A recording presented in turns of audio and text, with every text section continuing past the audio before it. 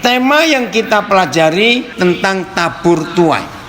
Saudara, selama ini ya, kalau kita bisa suaranya hilang.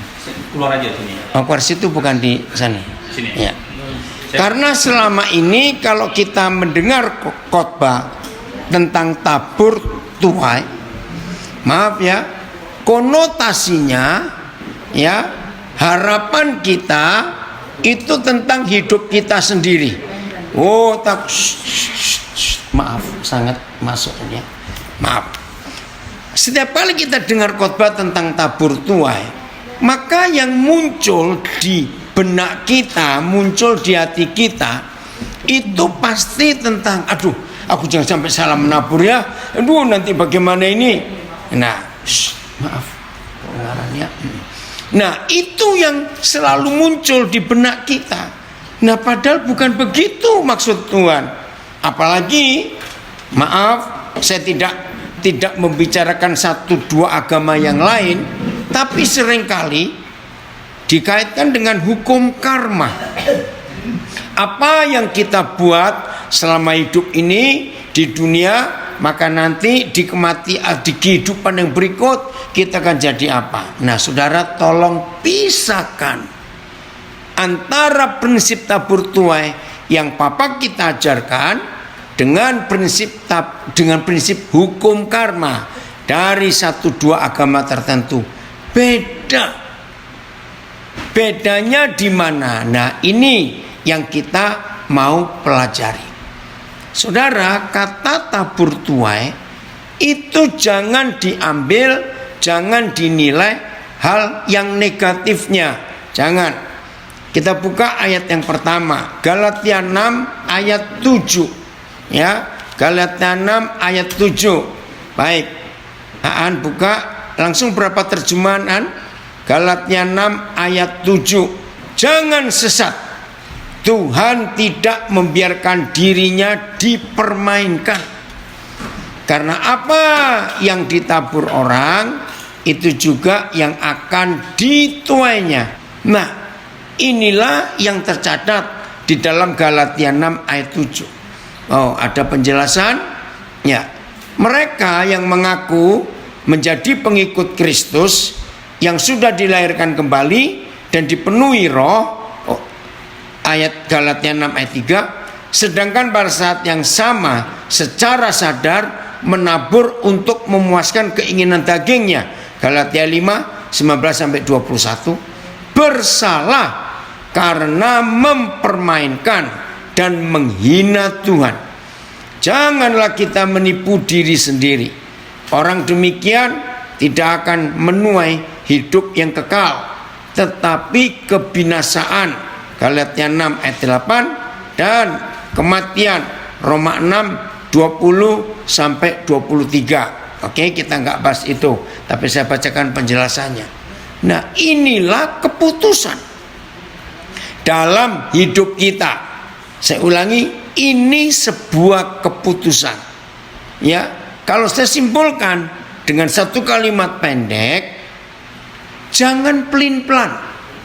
Jangan jadi bunglon yang bisa berubah-ubah. Nggak bisa. Kita harus mengambil sebuah keputusan.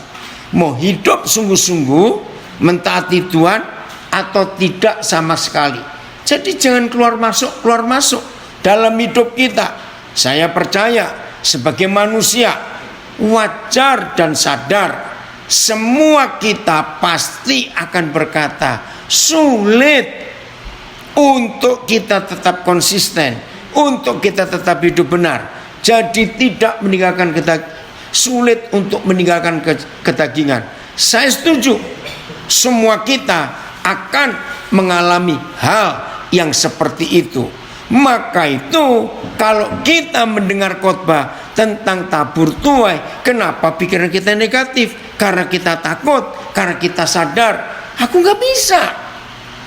Aku masih suka dosa, aku masih suka kedagingan. Saudara, hari ini kita harus mengerti dengan prinsip tabur tuai. Hal yang kedua, yang sering kali kita begitu dengar tabur tuai, maaf ini ya, bagi hamba Tuhan dan murid Yesus yang mata duitan, wih langsung ngomongnya pasti duit. Ayo kita menabur, ayo kita memberi persembahan. Betul tidak? Nah ini juga konsep yang salah. Kalau tabur tuai hanya mikir duit saja, bertobat yang khotbah seperti itu. Sebetulnya ini nggak berurusan dengan masalah uang. Untuk kita menabur supaya kita diberkati. Tidak. Ada hal yang lebih lagi daripada itu. Apa yang kita mau pelajari?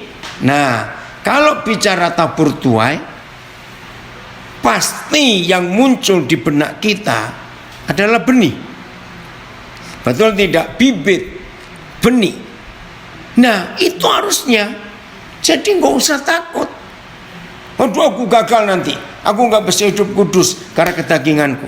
Jangan bilang begitu. Begitu pula soal masih terganggu. Siapa yang ngomong? Oke, maaf ada suara di situ. Nah kalau kita mendengar kata tabur tuai dan mikirnya uang terus, salah juga. Nah sekarang tergantung benih apa yang kita tabur di hidup kita. Kalau yang kita tabur benih kedagingan, pagi-pagi bangun sudah mikir duniawi ini, sampai malam pikirannya hal-hal yang duniawi ini, ya otomatis kedagingan yang akan muncul. Jadi tergantung apa yang kita tabur. Nah kalau kita sadar dengan apa yang kita tabur, kita nggak perlu takut apa yang kita mau tuai. Ngerti nggak? Coba kita lihat 1 Petrus pasal 1. Tuhan berkata bahwa kita ini dilahirkan, 1 Petrus 1 ayat 22 sampai 25. Karena kamu telah menyucikan dirimu oleh ketaatan kepada kebenaran. Ini kuncinya. Kalau saudara dan saya telah menyucikan diri kita oleh ketaatan kepada firman Tuhan, sehingga kita dapat mengamalkan, mempraktekkan kasih persaudaraan yang tulus ikhlas, hendaklah kita bersungguh-sungguh saling mengasihi dengan segenap hati. Saya akan uraikan dulu ayat ini supaya semua kita, termasuk kita yang ada di rumah ini, ikut mendengar. Ya, dengarkan. Wajar atau tidak kalau ada orang bisnis lalu pagi-pagi bangun itu langsung mikir, siapa yang bisa aku utangi hari ini ya? Siapa yang bisa menolong aku? Aku mau cari barang ini. Ini orang bisnis. Kira-kira aku mau buka cabang, tempatnya di mana ya? Ngerti nggak contoh ini? Wajar, karena orang itu bisnis. Jadi dari pagi-pagi bangun sudah mikir untuk mengembangkan bisnisnya bagaimana. Bank mana yang bisa memberi aku kredit ya? Kira-kira marketingku nanti mau menemukan pasar di mana ya? Market yang bagus di mana? Kedua, sesama anak muda dalam pergaulan, kira-kira nanti malam aku akan dugem di mana ya? Yang belum tahu tempat yang baru di mana. Saudara, itu semua yang tercatat di ayat 22 ini. Maaf, yang suka pacaran, sudah bosan dengan pacaran yang satu, kira-kira aku bisa ketemu di kelompok mana ya? Mencari itu. Dan banyak yang lain. Bagian mana yang saya ambil? Saudara perhatikan di tengah-tengah. Sehingga kita dapat mempraktekkan, mengamalkan, melakukan kasih persaudaraan yang tulus ikhlas. Perhatikan kuncinya. Sehingga kita dapat mengamalkan kasih persaudaraan yang tulus ikhlas. Nah, pagi-pagi kita bangun. Lagi sekali saudara, karena kita telah menyucikan diri kita oleh ketaatan kepada kebenaran. Tujuannya sehingga kita dapat mengamalkan, melakukan, mempraktekkan kasih persaudaraan yang tulus ikhlas. Maka itu saya mulai tadi. Orang yang berbisnis sesama pebisnis, ayo jujur jawab, mudah atau susah mengamalkan kasih persaudaraan yang tulus ikhlas? Susah. Jangan tersinggung saya bicara ini. Kalau bicara bisnis murni, dengar ya, kalau kita bicara bisnis murni, pasti kita akan cari siapa yang bisa aku rugikan. Coba renungkan kalimat ini. Kalau kita pebisnis murni, pasti kita harus cari orang yang bisa kita rugikan. Jangan tersinggung dulu. Karena seorang pebisnis tidak akan dapat untung kalau dia tidak merugikan yang lain. Maaf saya berkata. Ngerti nggak maksud saya kalimat ini? Maka itu dalam bisnis yang kira-kira 20 tahun terakhir ini, saya nggak tahu siapa menemukan teori itu. Saudara perhatikan, mengapa ada istilah CSR? Masih ingat CSR? Nah itu peraturan. Saya percaya yang menemukan hukum itu pasti orang percaya, orang yang tahu kebenaran. Nah supaya bisnis yang murni itu pasti merugikan yang lain, maka keuntungan dalam setiap perusahaan harus dibagi ke sosial masyarakat yang ada. Mengerti nggak maksud itu saudara? Nah inilah konsep yang luar biasa. Kan belum selesai, kembali lagi ke situ. Maka itu masing-masing pebisnis harus cari CSR-nya mau dibagi ke siapa dan untuk siapa. Oke, lihat kalimat terakhir ayat 22 ini. Hendaklah kita bersungguh-sungguh saling mengasihi dengan segenap hati. Saya tanya kepada saudara, internetnya nih, oke nyambung lagi enggak sudah? Saya tanya kepada saudara, setelah firman ini kita dengar, oke terima kasih, corporate social responsibilities dari Fitri. Nah ini perintah di zaman sekarang ini untuk para pebisnis harus memikirkan, ya oke. Saya lanjutkan. Sekarang saya keluarkan kalimat panjang ini. Sehingga kita dapat mengamalkan kasih persaudaraan yang tulus ikhlas, hendaklah kita bersungguh-sungguh saling mengasihi dengan segenap hati. Roh Kudus tolong kami untuk kami bisa mengerti konsep ini. Oke, saya batasi untuk dua hal saja. Satu, pebisnis. Dua, pergaulan. Ya, saya ulangi. Satu bagian bisnis, kedua bagian pergaulan. Kalau pagi-pagi kita bangun, memenuhi pikiran kita, memenuhi hati kita, sesuai dengan kalimat pertama, karena kita telah menyucikan diri kita oleh ketaatan kepada kebenaran. Ya, saya ulangi, kalau pagi-pagi kita bangun, kita sudah mengarahkan set pikiran kita, hati kita, karena kita telah menyucikan diri kita oleh ketaatan kepada kebenaran.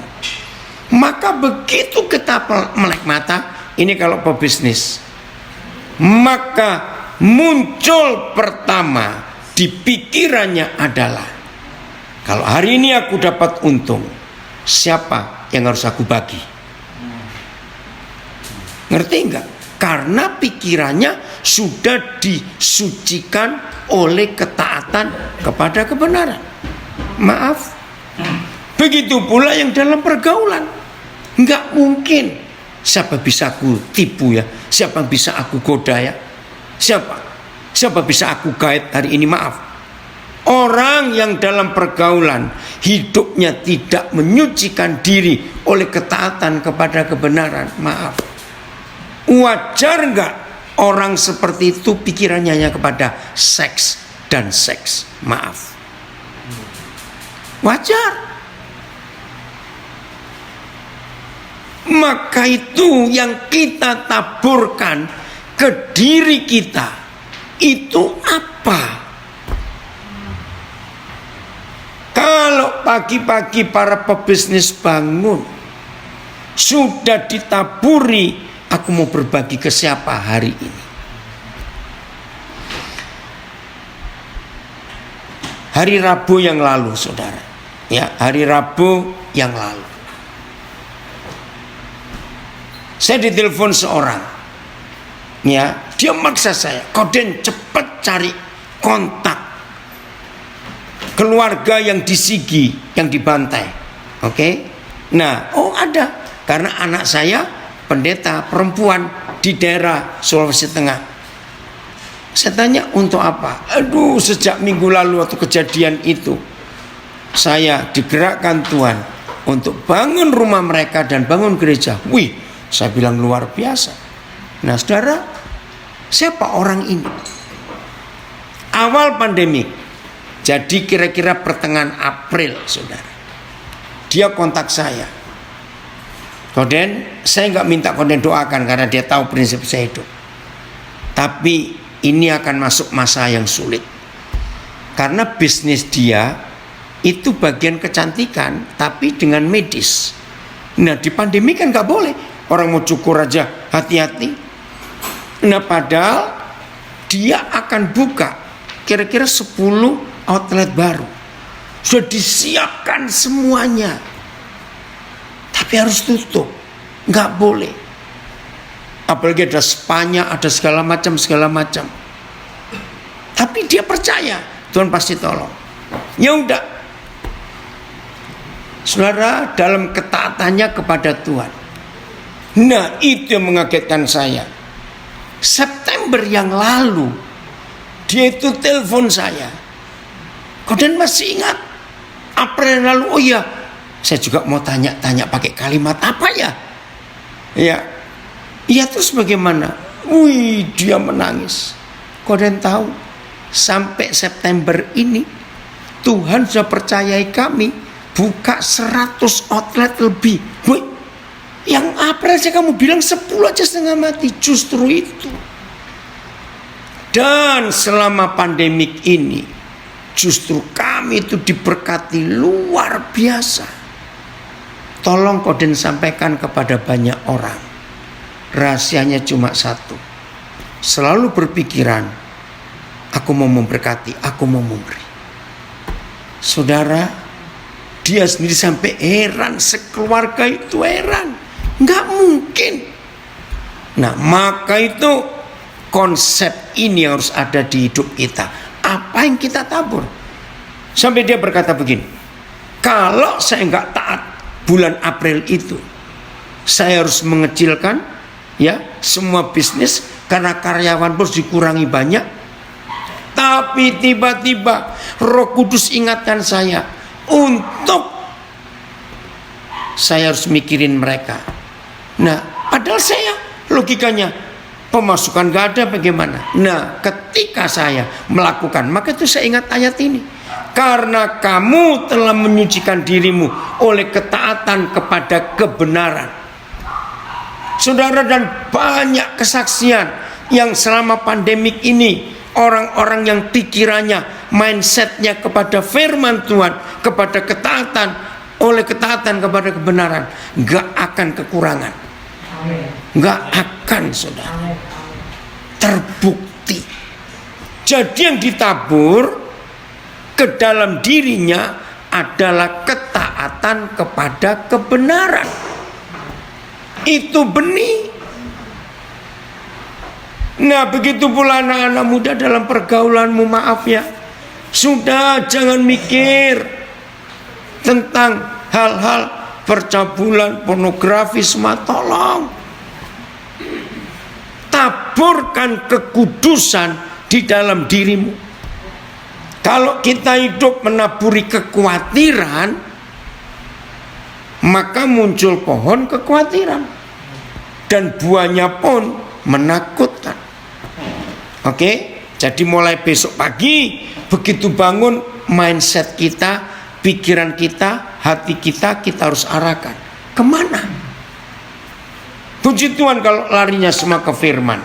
Nah, maaf saya pisah dulu sebelum kita baca 23 Kolose 3 ayat 1 mulai. Jadi apa yang kita tabur, jangan mikir untuk kita diberkati dulu, ya, tapi taburkan benih kebenaran dalam hidup kita. Kolose 3 mulai ayat 1. Nah, inilah firman yang kita harus miliki dalam hidup kita. Kolose pasal 3. Ya. Karena itu, kalau saudara dan saya dibangkitkan bersama dengan Kristus, carilah perkara yang di atas, di mana Kristus ada duduk sebelah kanan Tuhan. Terjemahan yang berikut, jika kamu telah dibangkitkan bersama Kristus, carilah hal-hal yang di atas, tempat Kristus berada, duduk sebelah kanan Tuhan. BIS, kalian sudah dihidupkan kembali bersama-sama Kristus, sebab itu haruslah kalian berusaha untuk mendapat hal-hal yang surga, di mana Kristus memerintah bersama Tuhan. Oleh karena itu, jika kamu telah dibangkitkan bersama Kristus, carilah hal-hal yang di atas, di tempat Kristus berada, di sebelah kanan yang diduduki Tuhan. Oke, sampai di situ saya baca. Kembali ke 1 Petrus 1 tadi. Jadi hukum tabur tuai. Jangan mikir yang negatif, hukum karma, tidak. Juga jangan mikir ayo kita menabur supaya kita diberkati. Jauhkan itu dulu. Yang pertama, saudara dan saya harus menabur sesuatu ke hidup kita dengan cara pikiran ini. Diset kemana? Saya ulangi, pikiran kita begitu pagi-pagi kita bangun, kita arahkan kemana? Di masa pandemik ini, ngeri sekali. Kemarin saya ketemu orang dari bank. Dia cerita, di bank-bank sekarang ini, saya lupa istilahnya, cukup banyak orang menarik apa? Nggak tahu, mudah-mudahan jaminan hari tua. Terima kasih Eka. JHT. Itu yang ditarik sekarang. Nah, ini akan jadi masalah besar. Nah, saudara,